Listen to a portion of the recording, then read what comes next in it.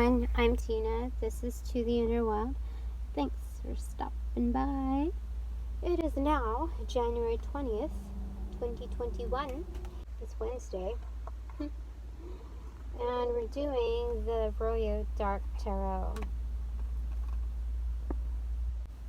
I don't know about fetish, but it's like fantasy art, nudity involved, so beware.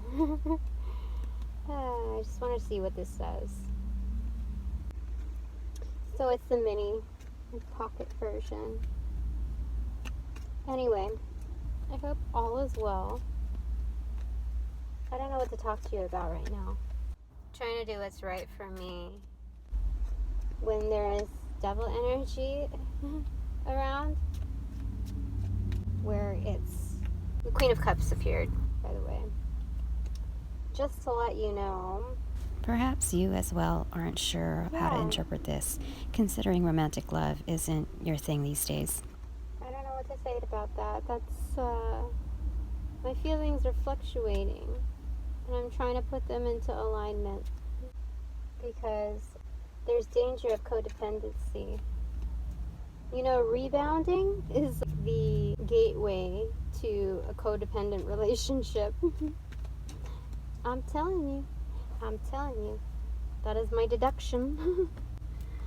Like, you don't have to go very far in relationships to understand that energy. Like, you don't have to get very far. It's just the energy involved. It's the varying degrees of neediness, even if it's to fill a momentary void. And codependent relationships, 2:22 on the clock. Codependent relationships are rather karmic, aren't they? Boo! Just kidding. Karmic relationships are meant to teach us lessons that we need to be taught. What? Something fell. Oh, on the floor. Five of Swords in reverse. Are we releasing that energy? Five of Swords is a depiction of power plays. It feels like, you know, when you get out of that Four of Cups energy, but you're, instead of going like for an uptick, you're on a downfall. And with that boredom, unused energy, it ends up being used as Five of Swords. That's what that means. But we got it in reverse, so we're probably releasing those power plays in our relationships, even within ourselves. But my work is more important, or I don't know. I can't. Let me think of an example. What's my example here? I know a good one. One-upping your person to show that you have more options. In essence, it's a passive-aggressive attitude that comes off as mixed messaging. In this case, the intent is to show one's worth in order to be treated better. In all actuality, this dysfunctional type of reverse psychology has a rebound effect and causes or acts as a facilitator to turmoil for all parties.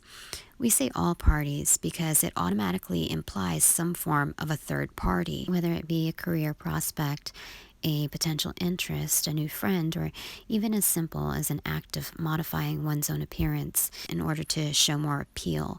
The motion is made to show not just leverage, but may caution towards superiority. When we engage in this behavior, we also obligate ourselves energetically to the subtle aspects of fear, for this shows drive, but a lack of direct attention needed. In other words, it's better to confront our concerns rather than to be faced with cosmic intervention. These gestures move into the macrocosm, and because people see you as trying to be your own front man due to a lack of intimate support, those within the matrix may misconstrue your efforts as arrogant and or irresponsible. There's truth in both arenas. Ultimately, the bridge between both worlds of interpretation is the Five of Swords card. Efforts are futile because the approach is misaligned, or rather, have yet to be harmonized. Yep, that's right. This is the Ace of Swords. She's holding it. She's moving out of that Five of Swords energy, and it's further depicted with that being in reversal. Well, let's go ahead and see what they say. Well, it just has the upright single word version, which is regret. So regret comes from fighting battles and neither side winning. It's just like a power play. Yeah? Maybe it's just like forgiving the situation, the conflict, and just moving on because she's looking over her shoulder, right? And she's like adjusting her cape. capes are indicative of like heroism, and she's decided that she's not going to be bothered by this conflict and her part in it, and she's just going to move on. If things want to go take a turn for the better, then so be it. But you know, she's just tired of being part of that. You know, when I picture the Five of Swords, the first time that I ever got the Five of Swords, it was through a different tarot system, and it reminded me of, it's a Ten of Swords energy, the materialization of war and the defeat of war. It reminded me that war isn't just one-sided. So when you remove yourself from that situation, you're taking your Five of Swords, half of that energy back, and you have a hand in it, right? So that's what I'm feeling like, the ownership of the Five of Swords, that you took part in it, but now you're leaving it behind, seeing it for what it was, and because it's in reversal, we're letting it go. Bravo, everybody who's doing this with me. So she's not crowned yet, you know, she's fixing her cape. It's equivalent to a crown. And look what we have here that popped up, Ace of Cups. Yeah, that's abundance right there. You're finding abundance, the salvaging quality of this. Genuine love, commitment, and creativity within the highest form of its flow. It's a representation of divine harmony. Highlighting that sword, the Ace of Swords, your sense of empowerment, almost like a scepter, leading to this.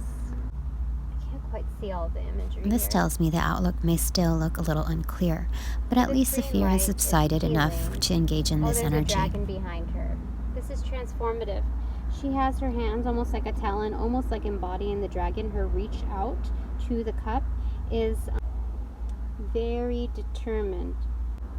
Like the dragon behind her that's protecting her, that's actually her familiar. It's green light. Green light means go, and it's healing. Yes, indeed. So that's really cool that we got this. Oh, you know what song came to mind? 5 to 1, baby. 1 and 5. No one here gets out of line. What is it? The Doors? Gonna make it, baby, if we try.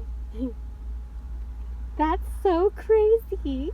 Sorry, I'm not very good with, well, I'm working on my improv singing. Anyway, interesting. I want to watch the lyrics though. I want to like read them, see if it means anything else. Oh, 2 popped out. We have 8, which is strength, and 2 of pentacles.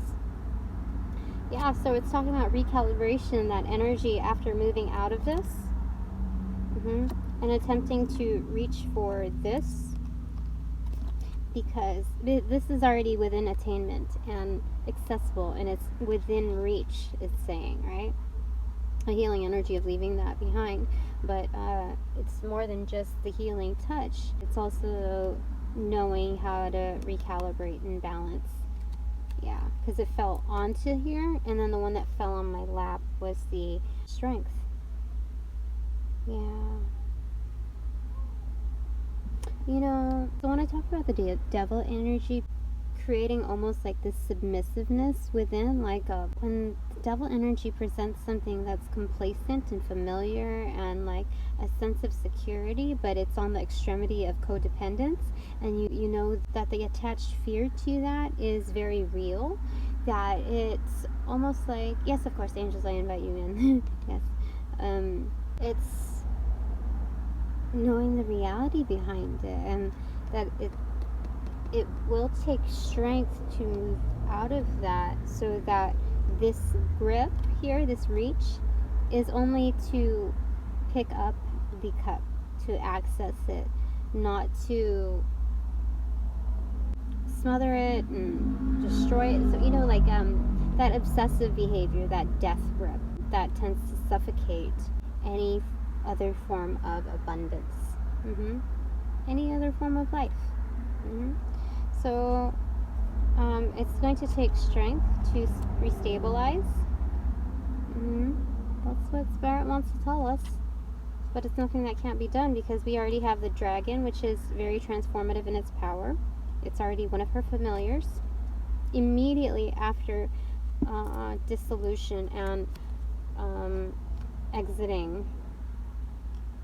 You know, her exit plan is totally legit, or his, as far as the integrity behind it. Like, that's a leg to stand on. The Ace of Swords symbolizes the highest wisdom of the deck.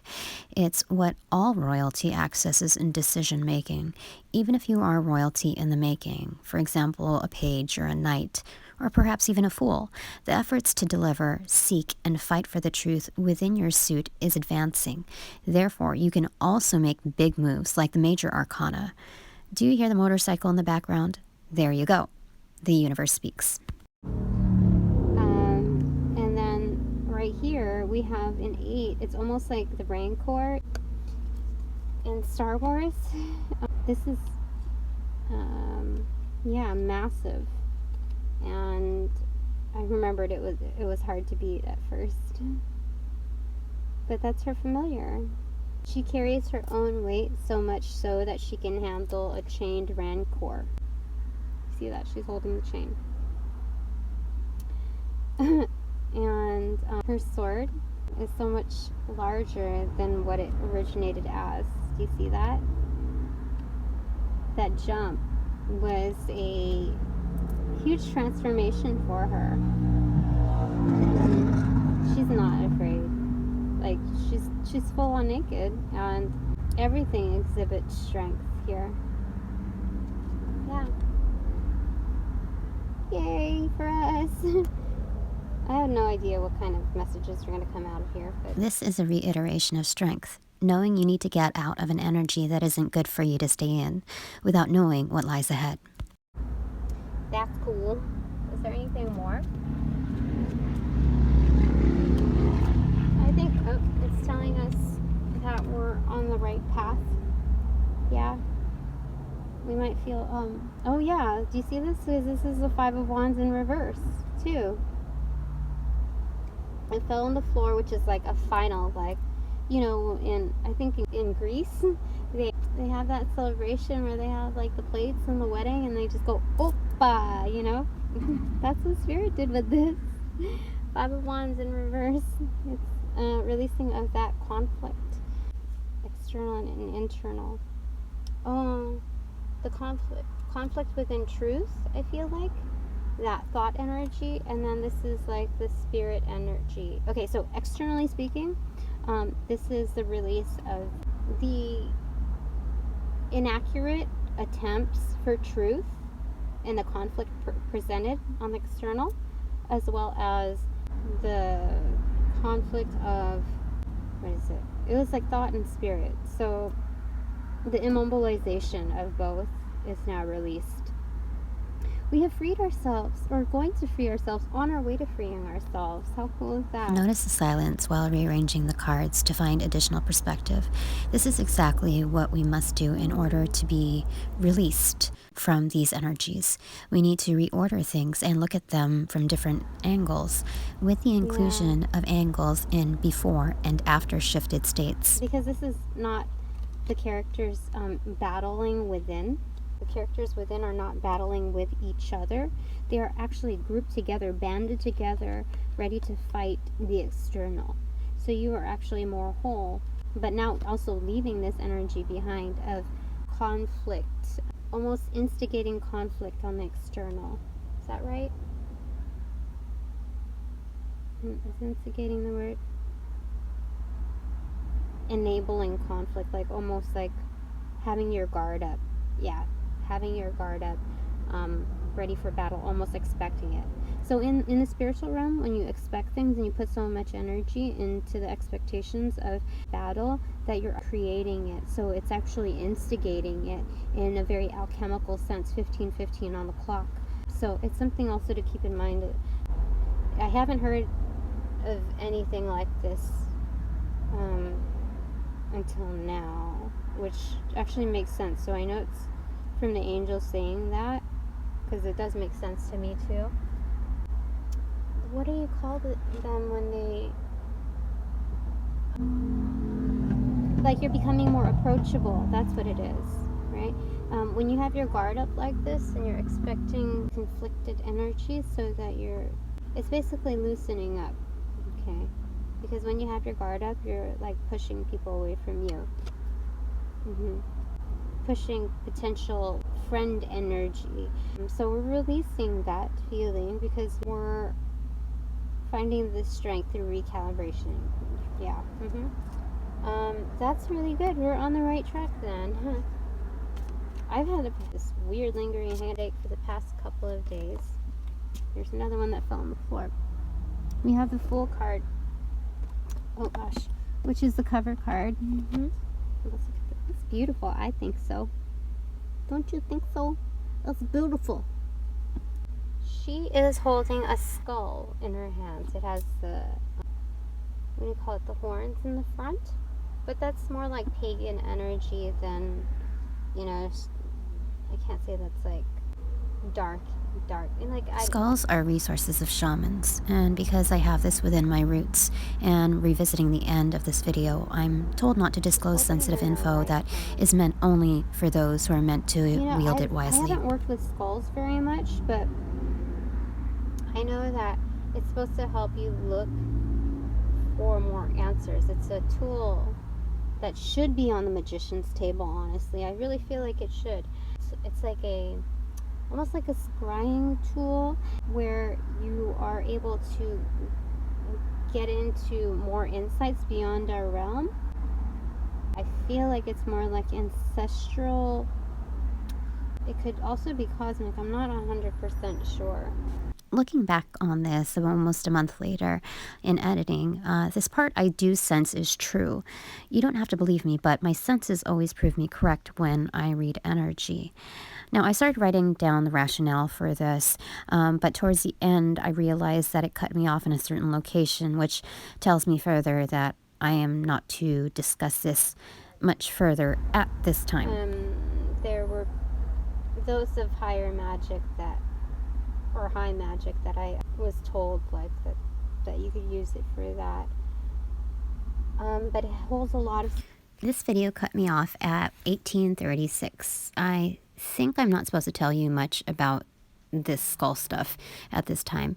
You may want to look up Angel 1836 for further resonance though. So when I went back home, I pulled clarifiers for each card.